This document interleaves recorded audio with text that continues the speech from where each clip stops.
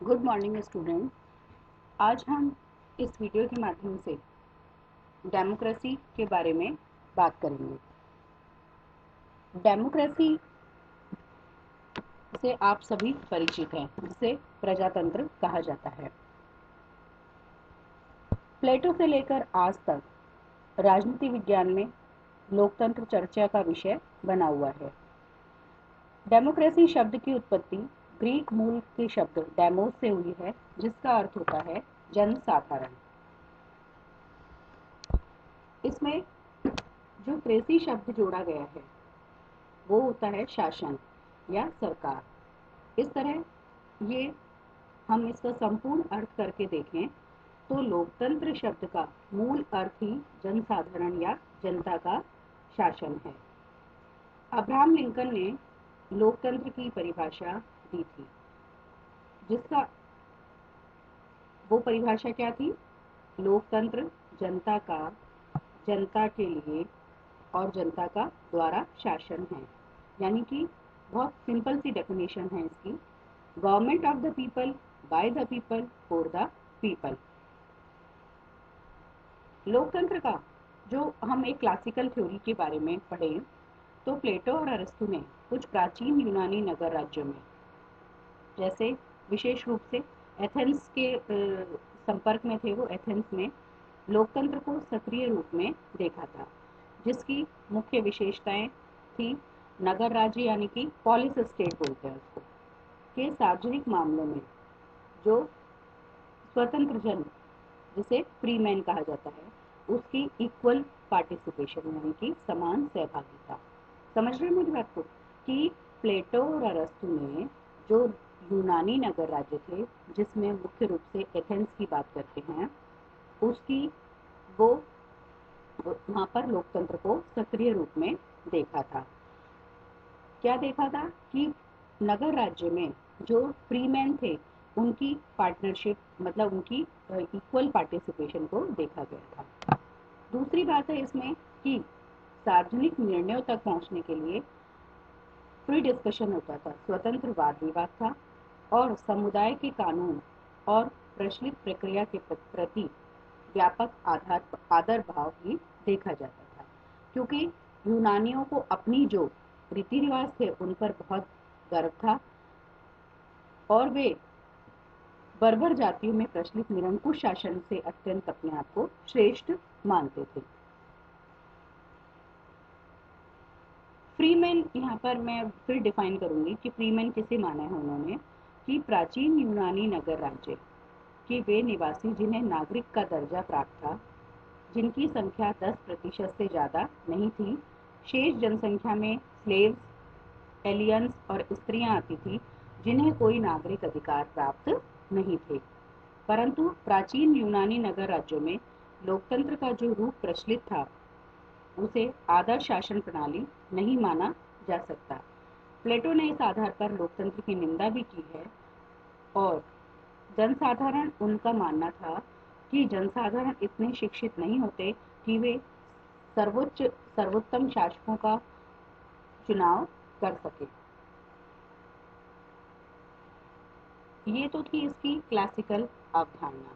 धीरे धीरे जैसे जैसे क्या हुआ कि प्लेटो के बाद में अरस्तु आए। अरस्तु ने लोकतंत्र को बहुत सारे लोगों के शासन के रूप में पहचाना, जिसमें उनका कहना था कि बहुत सारे लोग, अर्थात जिसमें निर्धन हैं, अशिक्षित, असंस्कृत भी थे, जिनमें योग्यता का नितांत अभाव देखने को मिलता था। अरस्तु ने अपने जो अध्ययन था उसको, जो राज्यों का वर्गीकरण प्रस्तुत किया, उसमें उन्होंने शासन प्रणालियों को नॉर्मल और परवर्टेड यानी कि सामान्य और भ्रष्ट दो व्यापक श्रेणियों में रखा था। नॉर्मल यानी कि डेमोक्रेसी को एक भ्रष्ट शासन प्रणाली के रूप में अरस्तु द्वारा प्रस्तुत किया गया था। अरस्तु ऐसे समाज की कल्पना नहीं कर सकता था जिसमें सब सदस्यों की विवेक शक्ति एक समान हो। उसका मानना था कि समाज में कुछ गिने गिने सदस्य ही श्रेष्ठ, कुलीन, संपन्न, बुद्धिमान, विवेकशील और प्रतिभाशाली प्राणी होते हैं, जबकि जो बहुसंख्यक लोग जो होते हैं वो क्या होते हैं, उनमें गुणों का अभाव पाया जाता है कौन से गुणों का? विवेकशील है या बुद्धिमान है या श्रेष्ठ है, इन सब का। जबकि बहुसंख्यक लोग, जनसाधारण की जो होते हैं, वो इन सब गुणों से शून्य माने जाते हैं। तो इसी तरह से मतलब एक जो दो चीज़ें उन्होंने बताई थी, मैंने आपको स्टार्टिंग में बोली, दो रूप उन्होंने बताए थे व्यक्तियों के। एक तो क्या बताया था? सामान्य, नॉर्मल, और एक परवर्टेड। ठीक इसी तरह से जो लोकतंत्र या डेमोक्रेसी को उन्होंने भ्रष्ट शासन प्रणाली के रूप में बताया था। फिर थोड़ा आगे बढ़े, फिर उन्होंने दो चीज़ें फिर बताई कि एक कुछ कुलीन वर्ग के लोग होते हैं जिन्हें कुलीन तंत्र या एरिस्टोक्रेसी या अभिजात तंत्र की संज्ञा दी है।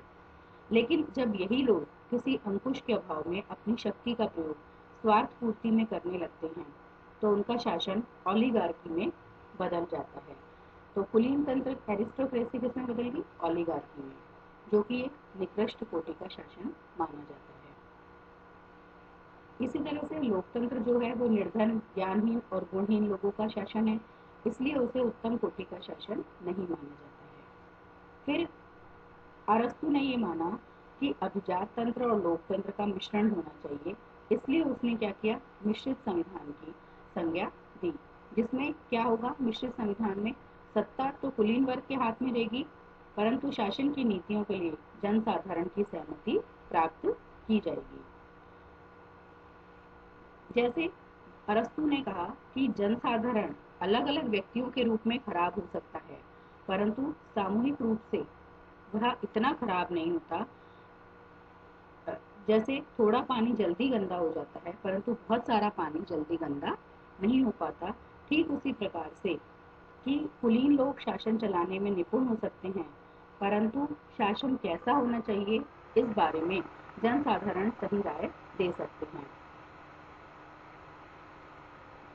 तो कुछ एग्जाम्पल द्वारा उन्होंने फिर बात बताई कि इसमें कैसे, जैसे अच्छे भोजन की परख के लिए रसोइया होना खुद जरूरी नहीं कि खुद आप रसोइया हो। अच्छे वस्त्र की पहचान के लिए स्वयं बुनकर होना, जैसे अपन कहते हैं ना फैशन टेक्निक, किसी का जो सेंस ऑफ ह्यूमर इतना ज़्यादा होता है उसको तुरंत पता चल जाता है कि ये इसमें क्या कमी है। तो इस तरह से एक्सपर्टनेस की बात उन्होंने की है कि अच्छी मतलब ज़रूरी नहीं कि आप खुद वो हो। इसी तरह से अच्छे शासन की परख के लिए स्वयं शासक होने की योग्यता रखना जरूरी नहीं है। इस तरह अरस्तु ने कुलीन वर्ग को शासन की बात कही और जनसाधारण को उनको टेक्निक बताने की बात कही है। तो ये हमारे पास थी कि लोकतंत्र की क्लासिकल अवधारणा के बारे में हमने देखा। अब हम थोड़ा सा आगे बढ़ते हैं। तो प्रैक्टिकल जो लोकतंत्र है या मॉडर्न नेशन ऑफ डेमोक्रेसी है, या तो वो उसमें क्या कब आई? वो 16वीं शताब्दी से लोगों के मतलब समाज में जो है परिवर्तन आने लगा। चाहे वो परिवर्तन सामाजिक हो, चाहे आर्थिक हो, चाहे राजनीतिक हो, धार्मिक हो, सांस्कृतिक हो, जिसमें मध्य युग की सामंती प्रणाली का पतन हुआ और व्यक्ति या मनुष्य को सब जगह नई प्रतिष्ठा मिलने लगी। 17वीं शताब्दी में अंग्रेज विचारक जॉन लॉक ने इंग्लैंड की गौरवमयी क्रांति 1688 में हुई।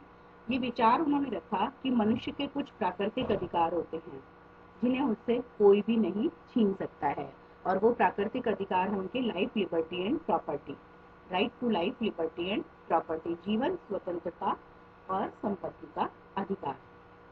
इन्हीं अधिकारों की रक्षा के लिए कानून, राज्य और शासन की संस्थाएं स्थापित की जाती है।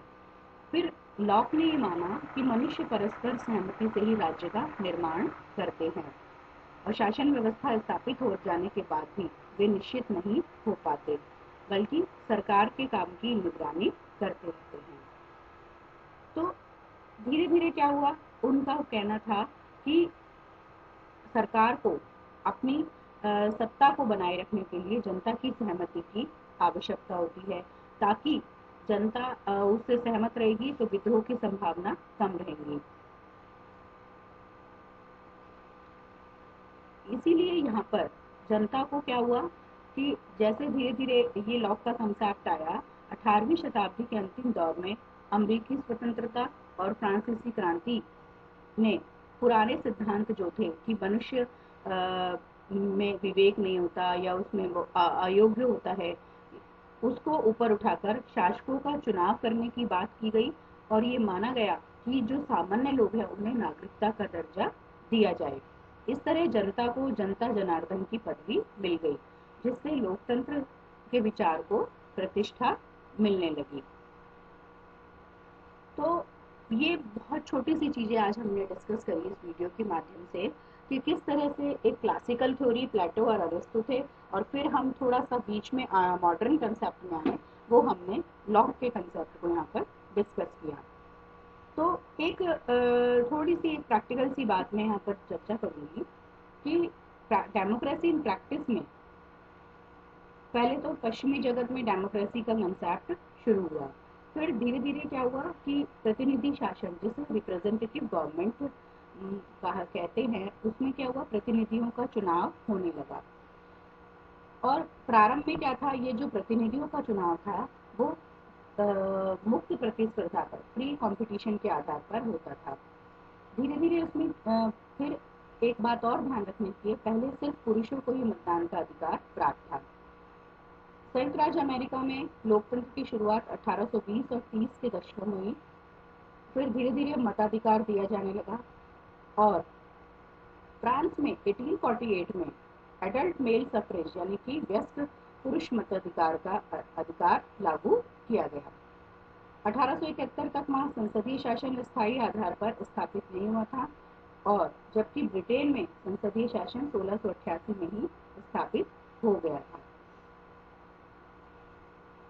एक बात और यहाँ पर आपको जोड़नी है, मैं बार बार पुरुष शब्द का इस्तेमाल कर रही हूँ, इसका अर्थ ये है कि पहले मत देने का अधिकार केवल पुरुषों को ही माना जाता था, लेकिन धीरे धीरे क्या हुआ कि इसमें परिवर्तन आने लगे और आधुनिक युग में भी जो लोकतांत्रिक प्रणालियाँ थी वो लोकतंत्र के विचार की अधूरी मानी जाती है जब तक कि महिलाओं का उसमें पार्टिसिपेशन नहीं हो।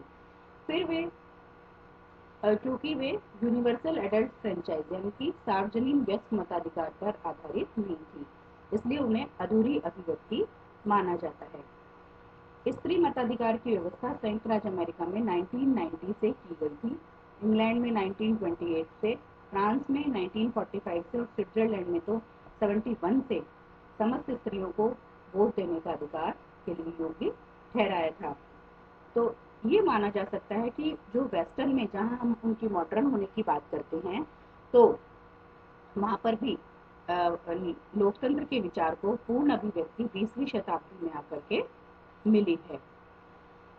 इसी कड़ी को अपन आगे बढ़ाएंगे अगले वीडियो में कि किस तरह से जो लोकतंत्र है उसके अलग अलग जो पॉइंट है कि उदारवादी समाज में उदार लोकतंत्र क्या है, सार्वजनिक व्यस्क मताधिकार क्या है, तो इनको अपन आगे के वीडियो में शेयर करूंगी मैं आपसे। आशा है आपको वीडियो पसंद आया होगा। धन्यवाद।